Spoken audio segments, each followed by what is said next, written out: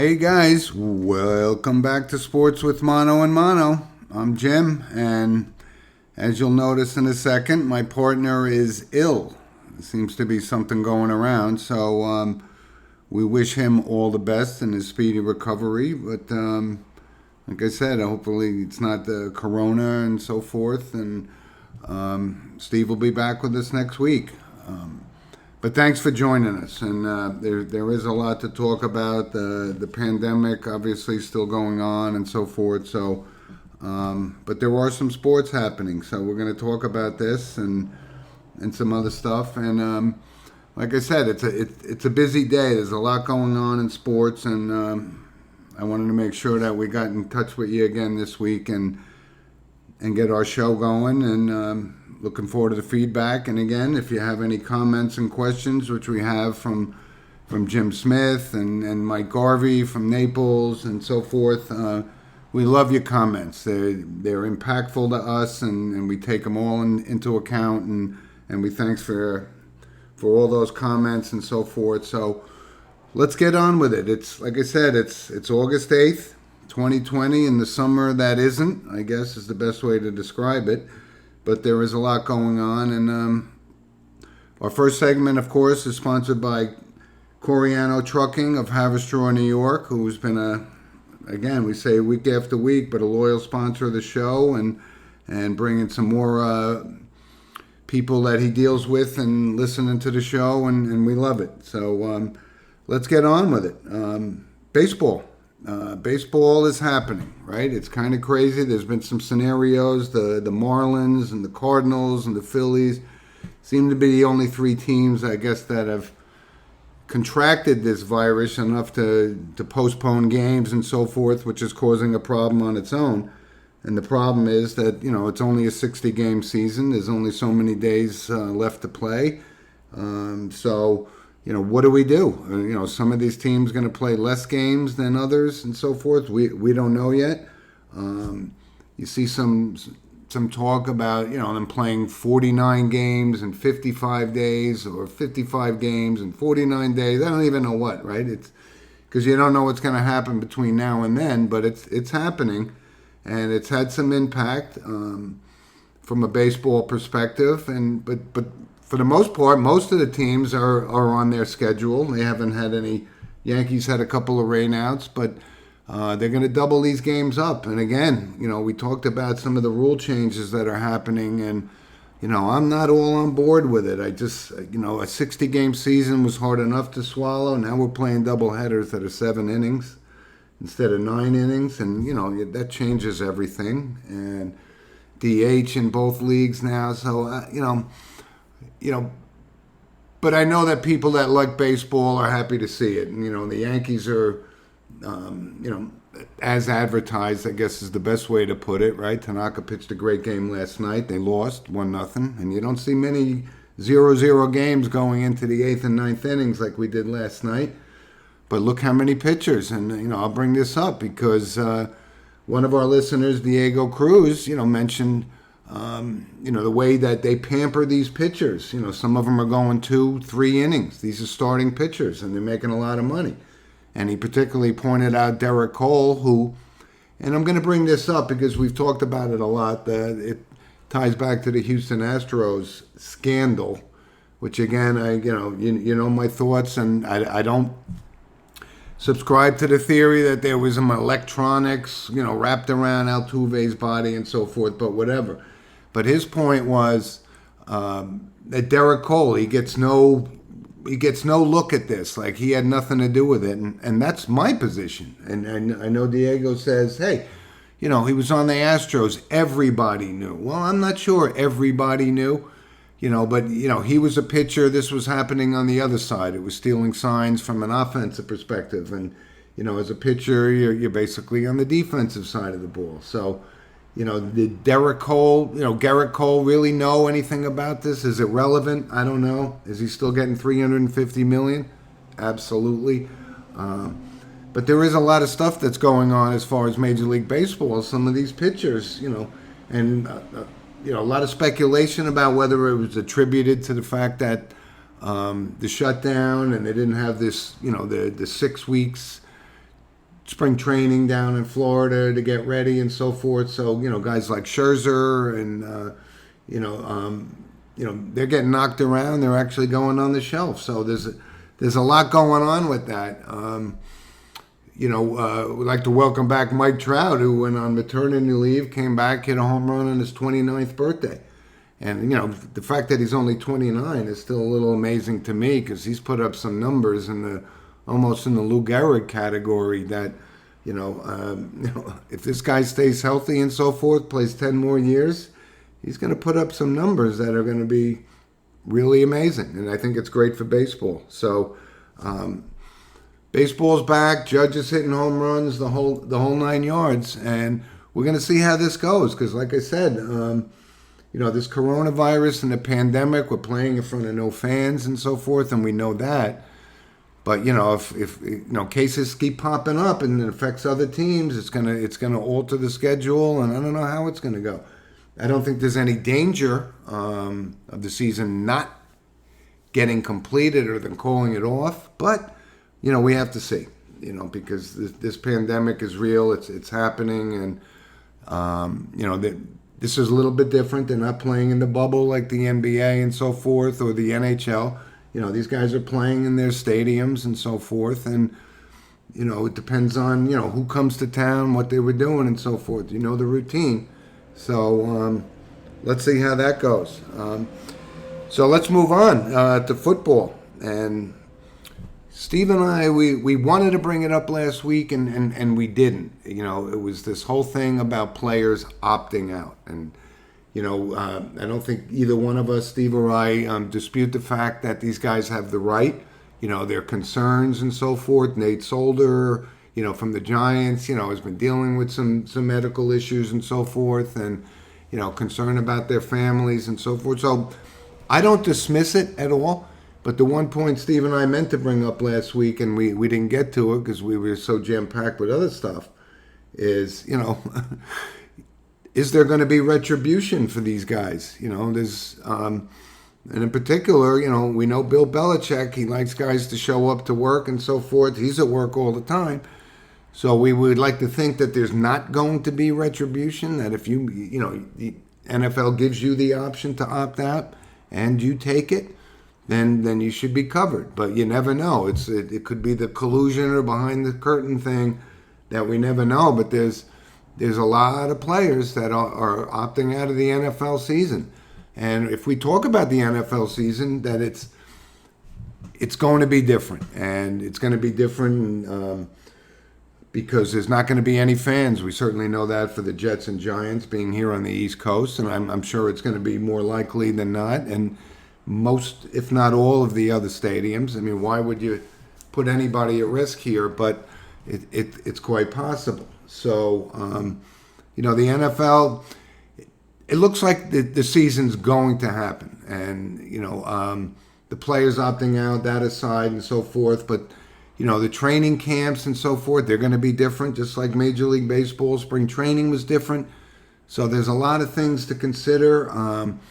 One of our listeners, Jim Walsh, brought up a fact that, if these guys are not going through the normal spring training camp regimens that they normally do, and we know the NFL, it's brutal. It's brutal training camp in the heart of the summer. The temperatures are scorching and so forth. Is that going to taint the first few games of the season? Because these guys didn't have the ability to practice and work with each other and so forth. So let's see how that pans out. But I think football is going to happen from an NFL perspective. But let's talk about the college football season. And there's, a couple of things that have happened since we last spoke on the last show about college football, right? We'll use an example, University of Connecticut. Okay, not a powerhouse, not Michigan, not Ohio State, not, Clemson, that kind of level of football, but they're shutting it down. So UConn, season out. And what happened, late breaking this morning was the MAC conference, in football, again, not the Big Ten, not the Pac-12, not the SEC, we know that.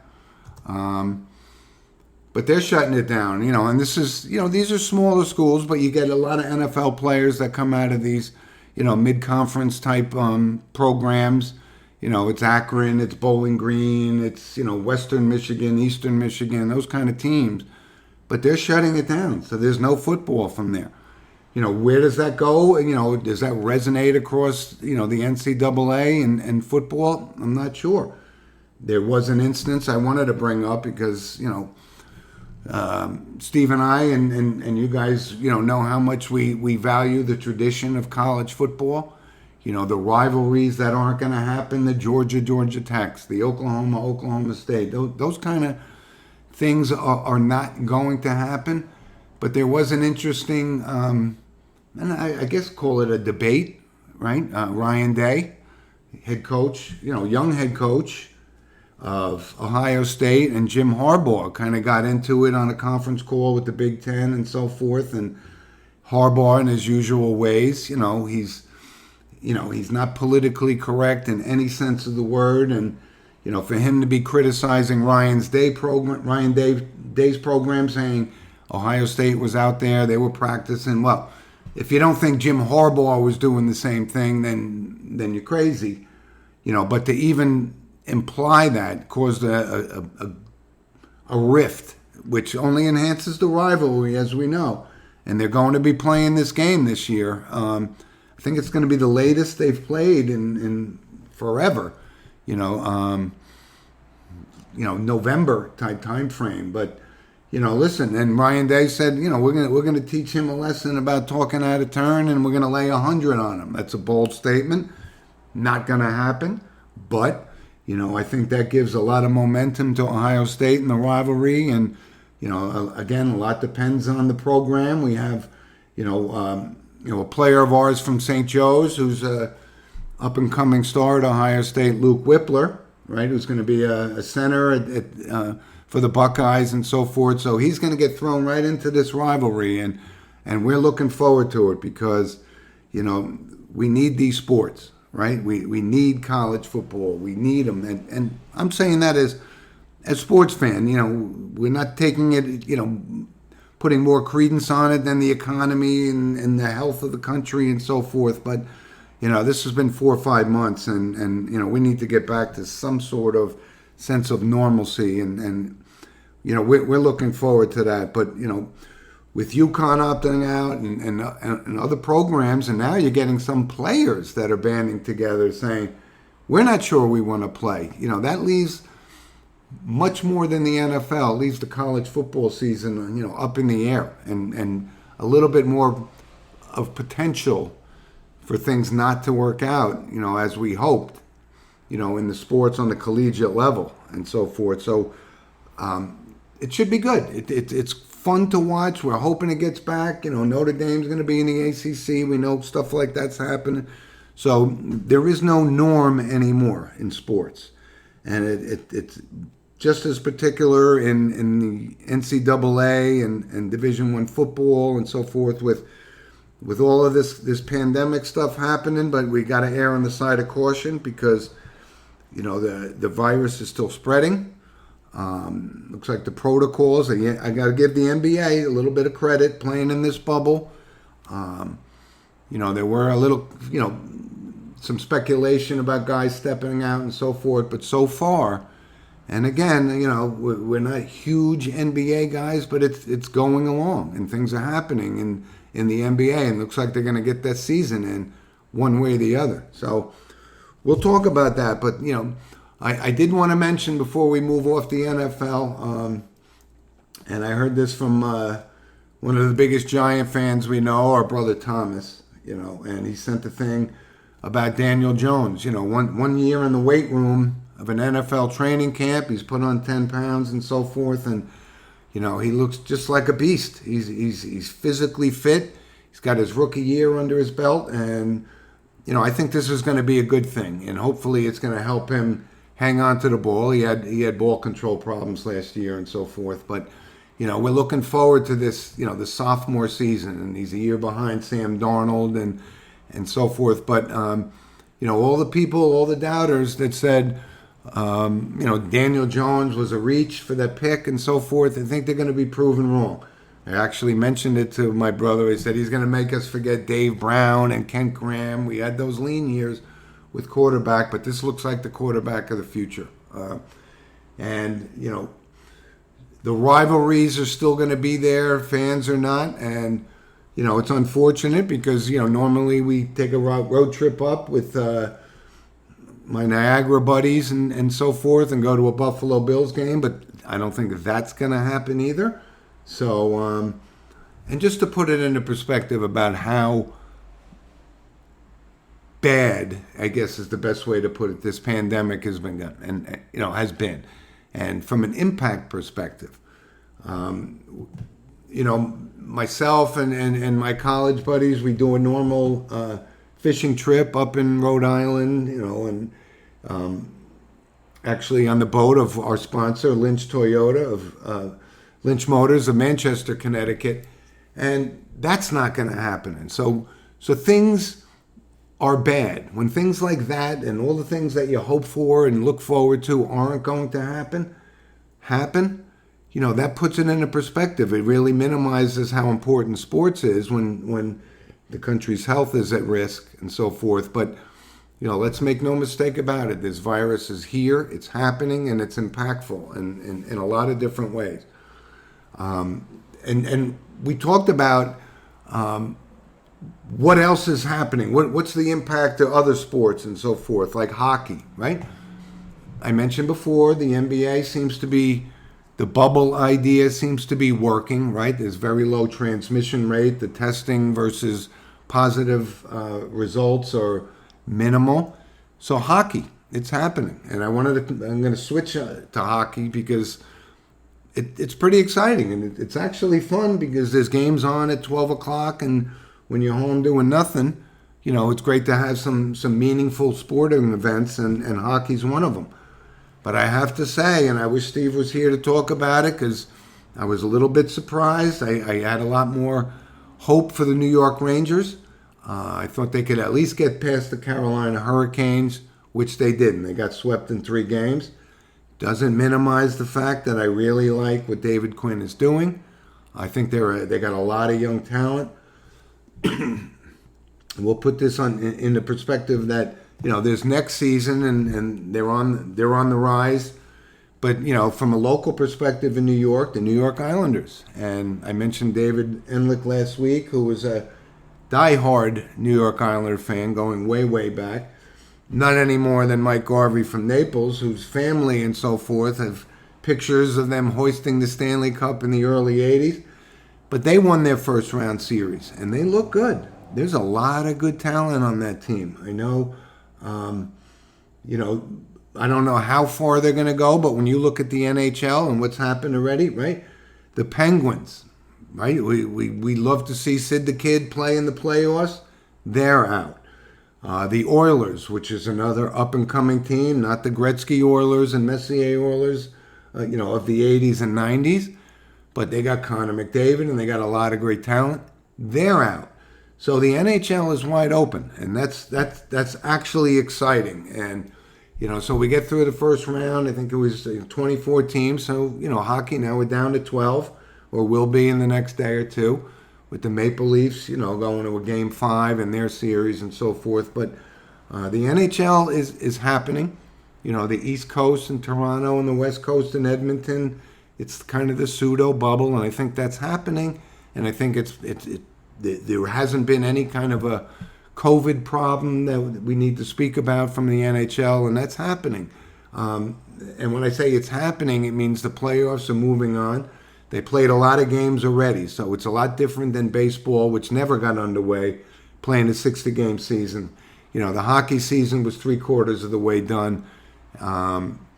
And now this is truly the playoffs, and I'm looking forward to it, but a little disappointed that the Rangers aren't going to be part of it, but don't rule them out for next year.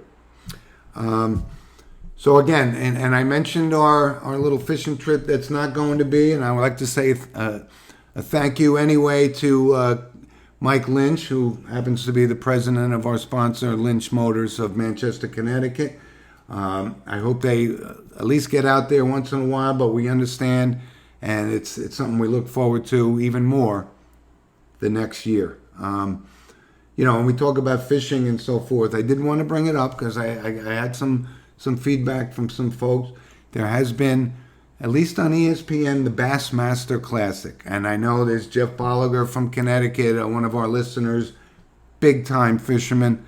It's actually pretty cool. And last week they were fishing up in Lake Champlain, which is, upside, a little bit further north than Albany and so forth. And it's actually pretty fun to watch. So, like I said, you're not going to follow it like you do the other sports. But it's fun to watch. These guys catch some fish, and it's really cool to watch. Bassmasters. And it's actually fun to watch. So I want to move on, and there's a couple of things happening this weekend, things that are going on right now, and that's, first thing is the PGA Championship. And it's at Harding Park, at TPC Harding Park in San Francisco, which, by the way, spoke to one of our listeners, Don, yesterday, and he mentioned what a beautiful course. I said, I think it's the first time a major's been held here, and it has, but it is a beautiful golf course, and the weather's been perfect, out in San Francisco and so forth, and there's some surprises going on, right? The usual suspects. I think Steve and I, our pick to win this was Brooks Koepka, and until he doesn't win. He's going to continue to be our pick because he plays huge in majors.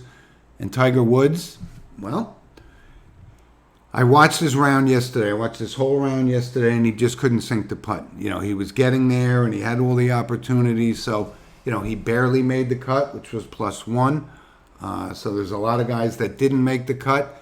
But the guy, the big surprise is Hao Tong Lee, who is leading, and I guess this kicks off probably around 4:30 Eastern time today, and listen, anybody can tell you that they know who this guy is or where he's come from.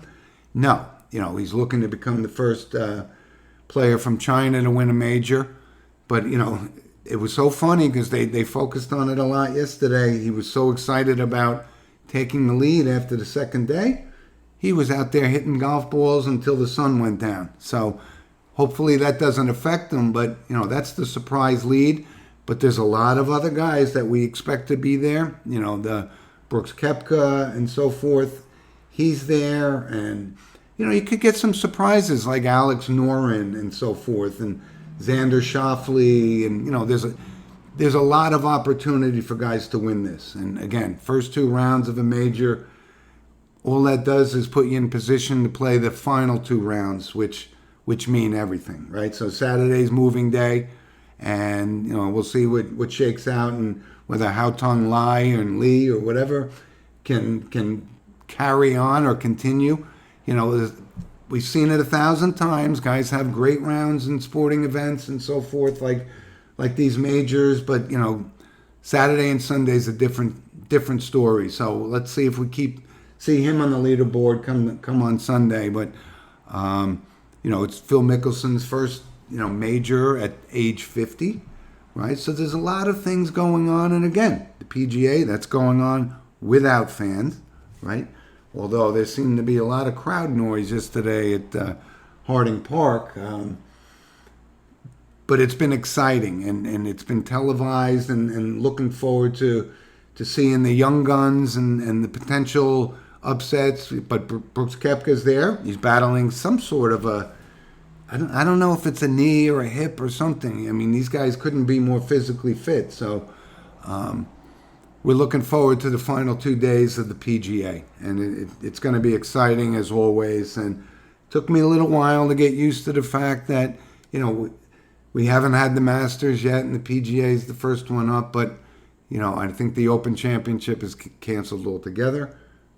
But it's going to be fun to watch. So enjoy the last 2 rounds of the PGA Championship. But of course, we would be remiss if we didn't go into the fact that today is the Travers, and we've talked about Saratoga and so forth on the previous shows, and one of our listeners, Jim Walsh, is a big fan, just like I am, of Saratoga, and we've been watching the meet going on for 6 weeks over the summer, and it's awesome. But there's no fans there, but the Travers. So I know Corey Cole is a horse racing fan of ours, and we want to make sure that we touch base on this. He's still riding high off his Sir Winston win from last year. But the Travers is going to be run. It's run at 6:15 tonight on Saturday, and I wanted to make sure that we talked about it. The favorite, of course, is Tiz the Law, right? New York bred horse. So, we had him in the Belmont, and he did perform, did win, and that was awesome to see. Technically today in the Travers, and it's the Travers, so remember that. Anything can happen kind of thing. He is the favorite, rightfully so, and he's got a lot of rest. I think he is still the horse to beat. But the way the odds are going, there's a couple of horses, Uncle Chuck and so forth. But I'm not. Country Grammar is another one. There's a lot of money going on these, so I'm going to give you my picks, and I like Max Player. Now Max Player, again. You got the best jockeys, you got the best horses, so it's going to be a great race. I think it could be wide open.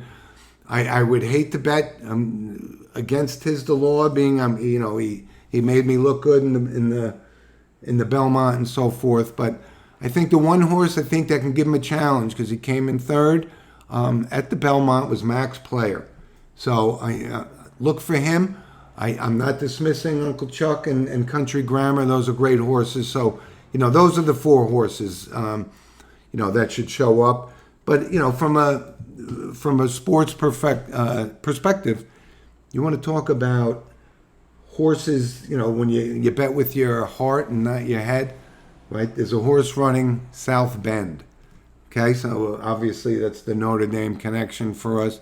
It might be worth a sawbuck to put it on the place or the show, but it should be a good race. It's not a big field, not like the Kentucky Derby is, which is going to be run on September 5th this year. But I wouldn't mind seeing Tiz the Law. Like I said, we would love to have another opportunity to Triple Crown. I know it's a little bit different circumstances and so forth, but he should be the horse to beat. But I'm going to say Max Player should be up there. Either he wins or he comes in second, and Uncle Chuck and Country Grammar are going to be there in the mix as well. So, looking forward to seeing that too. Because without these sports, without the sporting events, if the Travers wasn't going to be run, like I said, Saratoga's feeling the impact from a financial perspective, just like the NFL and all these other sports. Without fans, we look at what the impact of this is all going to be. And it's going to be, they're going to have to make up this money somewhere. So we're going to be paying for watching games. And, the cost of going to a game is going to increase. So this pandemic, once we get it under control, is going to have a lasting impact on the world of sports. And, we don't know exactly how we're going to pay for it. But ultimately, us, as the fan, we're going to pay for it one way or the other. That's why things like, the racetrack and so forth, where they're not, it's not like season ticket holders in the NFL and so forth. So we know there's going to be billions of dollars lost in ticket revenue and so forth for that. But something like the Travers Stakes, and, we just can't wait. Looking forward to it. It's on 6:15, live from Saratoga today, and should be a fun race. Like I said, best horses, best jockeys, one of the best tracks. It all makes sense.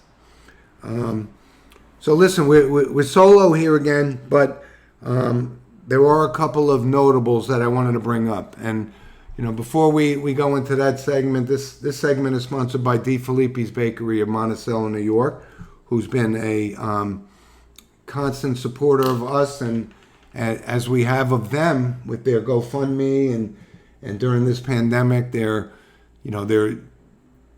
using the funds and so forth and the time of Carmella and so forth to give back to the community for people that have suffered during this. And we talk about suffering, it's these restaurants and everything. It's just, the impact is unbelievable.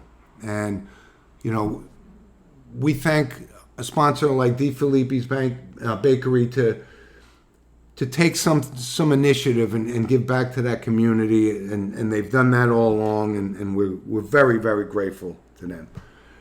So before we check out today, there are some notable passings, and Steve and I meant to bring it up last week because, when you talk about, living a long life, actress Olivia de Havilland, who was Melanie, of course, as you know, in Gone with the Wind, and she was 104. She passed away last week.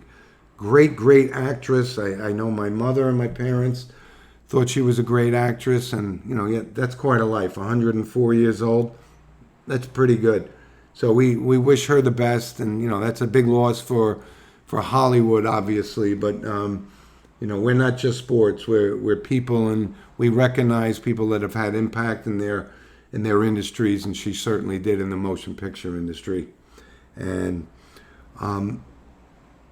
another impactful thing, and this is where I wish Steve was here with me today, because we used to do a great Wilford Brimley, who passed away, right? And I know all of our audience, if you can't remember the name, you certainly would remember the face. He had this unbelievable mustache. Was a starring role in Cocoon, and people say he was a lot famous, most famous for that. I think he was brilliant in the Seinfeld episode when he played Henry Atkins, the Postmaster General. There was some funny lines in that where he talked about, Kramer, not picking up his mail and taking him away from his golf. But I also thought Wilford Brimley was brilliant in The Firm. With Tom Cruise and Ed Harris, but he was a great character actor. Had a great life in television and movies, and he's going to be missed. Like I said, if you hear the name Wilford Brimley, you say, I'm not so sure I know who that is. Just look it up, and you'll say, oh, that's who it is. He's one of those guys. But also. Finally, there's and this goes back to our hockey session, and actually goes back to one of our sponsors, Coriano Trucking, who is very close friends with this former NHL player, Eddie Shack. And Eddie Shack, his nickname was the Nose, so he didn't don many magazine covers, but he had a great career in the NHL and won 4 Stanley Cup with the Toronto Maple Leafs. Had played for 6 or 7 different teams. Real tough character, hard-nosed, blue-collar type player from the NHL. And I know he was close to the Coriano family. And I certainly wanted to mention him because he played, for 6 or 7 different teams. I know he had to stop with the Rangers. Wasn't a great scorer, but he made a great living in the NHL. And listen, he's got 4 Stanley Cup rings, so you got to give him some credit for that. And his nickname was the Nose. Look him up, Eddie Shack, Shack. And he passed away. He had a good life as well. So we want to certainly make sure we brought that up. And but listen, thanks for joining us. And again, Steve, feel better, get well, because the show isn't the same without you. And folks, please continue to send us some emails because we love to hear from you, and we'll certainly respond and talk about it on the next show. sportswithmanoandmano@gmail.com, because like I said, without you guys, we're only talking to ourselves here, and there's so much going on in sports. There's so much going on in life. It's a chance for us to get together, and you listen to us. You can criticize or critique us at will. We'd love to hear from you. But there's so much going on. So enjoy the Travers today. Enjoy the playoffs as they move on. Enjoy the baseball season. And again, please feel free to comment. And we're looking for one of our listeners, Tony. We haven't heard from in a while, so come on back, Tony. And, we look forward to talking to you guys next week. Steve will be back for sure. So thanks for joining us. Thanks to our sponsors and so forth. And we'll talk to you guys next week. Enjoy the Travers. It's 6:15 tonight. Thanks. Bye.